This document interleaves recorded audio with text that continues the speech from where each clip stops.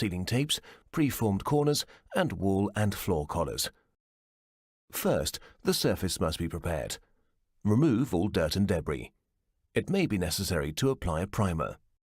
It is recommended to measure and cut all of the membrane sections and ceiling tape strips to the proper size before mixing the thin set. This will allow for an easy pace during the installation. Cutting holes for pipe penetrations may be necessary. To create the watertight system, the installation process will rely on the layering of components. Therefore, it's always best to start with the corners. Apply thin-set mortar or other suitable tile adhesive with a 1/4 inch square notched trowel. Press the preformed corner firmly into the adhesive. Remove any trapped air and guarantee full adhesion to the material by spreading the adhesive from the inside out using a trowel or straight edge with rounded corners. Continue with thin set along the wall from the corner outward for the first strip of joint sealing tape. It is recommended to apply a waterproof liquid sealant to any areas that will overlap. In these critical areas, such as seams, corners or other transitions, the coating and overlap should be a minimum of 2 inches or 5 centimeters. This is very important and will ensure the system is waterproof at these critical points. Lay the tape and press it into place. If you need to adjust the position of the tape, it will be possible to do so.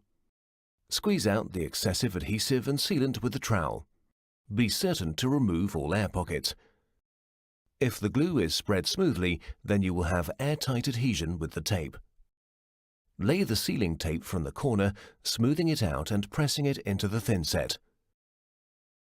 Be careful not to damage the tape with the sharp edges of the trowel. For any sections where 2 strips of joint sealing tape will be joined, be certain to overlap the material by 2 inches or 5 centimeters. Continue with these steps around the perimeter of your installation. Again, remember to apply liquid sealant for the overlapping area on the corner. Place the sealing tape and work it into the adhesive from the middle to the edges. In the corner, the sealing tapes should never overlap. Carefully install the sealing tapes to avoid stacking them. Now, apply the adhesive for the vertical sealing tape. Remember to coat the corner with liquid sealant. The vertical piece will also overlap the top portion of the corner. Leave a distance of about 1/4 inch from the floor and work the tape starting from the corner up the wall. This will allow for the removal of excess material and air bubbles. The same method will now be used to install the first sheet membrane section. Start again in the completed corner and work towards the edge. Apply the adhesive to the surface of the wall with the 1/4 inch 4 mm square notch trowel. If the surface is uneven, use a square notch trowel with a wider tooth up to 3/8 of an inch or 6 mm. Apply liquid sealant on the overlapping areas along the top of the sealing tape and in the corner. Install the first track of sheet membrane. It may be easiest to unroll it up the wall. Be careful to maintain the distance of at least 1/4 inch 5 mm from the floor. Smooth the section of sealing membrane with a plain trowel or roller from the middle towards the outside edges to assure that no air is trapped underneath. Use short, firm strokes to press out all of the excess material and trapped air. Carefully remove or spread the excess sealant over the seams. Again, this will ensure that the system is airtight.